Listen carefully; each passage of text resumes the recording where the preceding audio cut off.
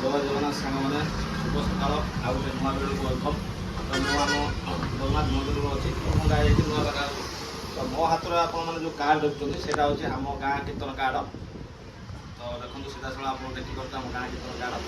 ତ କୀର୍ତ୍ତନ card already ଛପା ହେଇଯାଇଛି, ତ ବଣ୍ଟାବଣ୍ଟି ଚାଲିଛି। ତ ଆମର ଚଳିତ ଚୈତ୍ର ମାସ 20 ଦିନ ଇଂରାଜୀ 2/4/2001 ବୁଧବାର ଦିନ ଆମ ମଧୁ ବଣିଆସାହି ଜଣାଶୁଣି ମଣ୍ଡପରେ ଶ୍ରୀ ଶ୍ରୀ ଅଷ୍ଟପରି ମହାଯଜ୍ଞ ନିମ୍ନ କାର୍ଯ୍ୟ ଅନୁସାରେ ଅନୁଷ୍ଠିତ ହେବ। ତ ଆମର କାର୍ଡ଼ ଛପା ହେଇଯାଇଛି, ତ ଆପଣମାନେ କାର୍ଡ଼ ବି ଦେଖିପାରିବେ।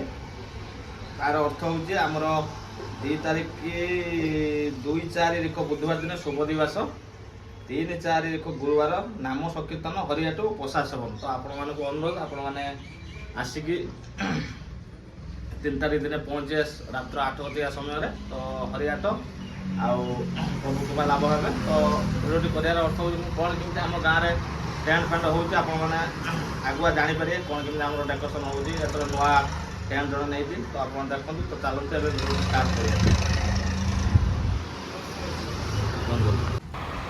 କୀର୍ତ୍ତନ ଯେହେତୁ ଆଉ 2 ଦିନ ରହିଲା ତ ଟେଣ୍ଟ କାମ ସରି ଚାଲିଛି। ତ ଦେଖନ୍ତୁ ଏଇଟା ହେଉଛି ଆମ ଗାଁ ତୁଟା। ତ ଟେମ୍ପୋର ମାଲ ଅଲୋଡ଼ ହେଉଛି। ତ ବିରାଟ ବଡ଼ ଟେଣ୍ଟ ହେଇଛି। ତ ଦେଖନ୍ତୁ ଏଇଟା ହେଉଛି ମଣ୍ଡପ। ତ ଏଇଟା ହେଉଛି କୀର୍ତ୍ତନ ମଣ୍ଡପ।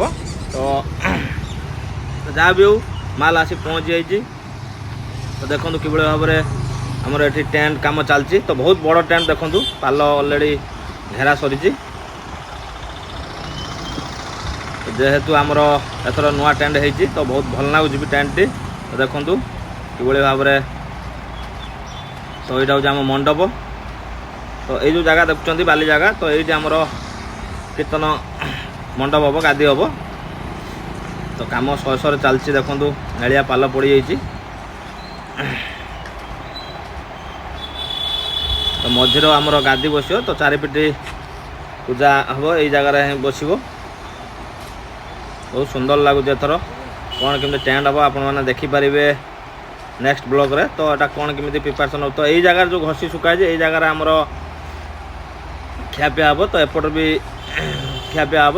ଯେହେତୁ କାମ ଚାଲିଛି, କିଛି କାମ ସରିନି, ଆଉ 2 ଦିନ ବାକି ଅଛି। ଏଇ ଜାଗାରେ ଆମର ଭିକ୍ଷା କେନ୍ଦ୍ର ହେବ। ତ ବାଁସ ଅଛି ଦେଖନ୍ତୁ, ଖୋଲାଖୋଲି ଚାଲିଛି। ତ ବହୁତ ସୁନ୍ଦର ଭାବରେ କାମ ଚାଲିଛି। ତ ଦେଖନ୍ତୁ କିଭଳି ଭାବରେ ପିଲା କାମ କରୁଛନ୍ତି। ତ ଏଇଟା ହେଉଛି ମେନ୍ ଗେଟ୍। ତ ଆଗରୁ ମଝିରେ ଆମର ଗେଟ୍ ହେଉଥିଲା ଲାଇଟ୍ ଗେଟ୍। ତ ଏଇଠି ମେନ୍ ଗେଟ୍ ହେବ। ତ ରୋଡ଼ ପାଖକୁ ଲାଗିଛି। এই ଯେଉଁ ଜାଗା ଦେଖୁଛନ୍ତି ଏଇ ଜାଗା ଏଇଟା ପରିଷ୍କାର ହେଇଯିବ।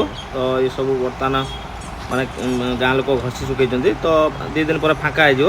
ତ ଏଇ ଯେଉଁ ଜାଗା ଆପଣ ଦେଖୁଛନ୍ତି ଏଇ ଜାଗାରେ ଖିଆପିଆ ହେବ। ଏ ପୁରା ପରିଷ୍କାର ହେଇଯିବ। ଏବେ କୁଟା ମୋଟା ଗାଈ ଗୋରୁ ବନ୍ଧା ହେଇଛନ୍ତି, ପୁରା ପରିଷ୍କାର ହେଇଯିବ।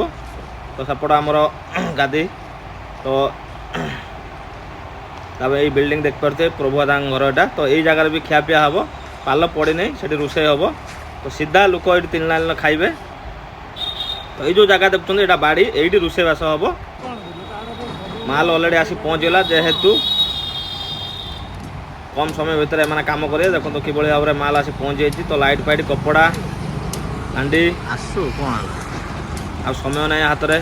ତ ଆଗକୁ ବର୍ଷା ହେବାର ସମ୍ଭାବନା ଅଛି, ତେଣୁକରି କାମ ଶହେ ଚାଲିଛି। ତ ଦେଖନ୍ତୁ ଅଲରେଡ଼ି ପାଲ ପଡ଼ିଗଲା ଏଠି। ତ ମୁଁ ଆପଣଙ୍କୁ କହୁଥିଲି ଯେ ଏଇ ଜାଗାରେ ପାଲ ପଡ଼ିବ, ତ ରୋଷେଇ ହେବ। ଆହୁରି ପାଲ ପଡ଼ିନି, ଆହୁରି ପାଲ ପଡ଼ିବ। ତ ଆମ ଗାଁ ବଣିଆସାହି ଏଇଟା। ତ ଦେଖନ୍ତୁ ତ ଏଠି ବି ପାଲ ପଡ଼ିନଥିଲା, ଏଠି ଆଗରେ ପଡ଼ିଯାଇଛି ଦେଖନ୍ତୁ। ତ ଗାଡ଼ି ଅଛି, ଏ ଫାଙ୍କା ହେଇଯିବ। ଏ ଜାଗା ପୁରା ପରିଷ୍କାର ହେଇଯିବ, କାହିଁକିନା ଏଇ ଜାଗାରେ ହିଁ ଖାଇବା ପିଇବାଟି ହେବ। ଆପଣ ଜାଣିଥିବେ ଏଇ ଜାଗାରେ ଆମର ସବୁ ବର୍ଷ ଖାଇବା ପିଇବା ହୁଏ ପ୍ରଭୁ ଦାଦାଙ୍କ ଘର ପାଖରେ। ତ କ'ଣ କେମିତି ଭିଡ଼ିଓଟି ଲାଗିଲା କମେଣ୍ଟ ଆଉ ଲାଇକ୍ କରିକି ଜଣାଇବେ।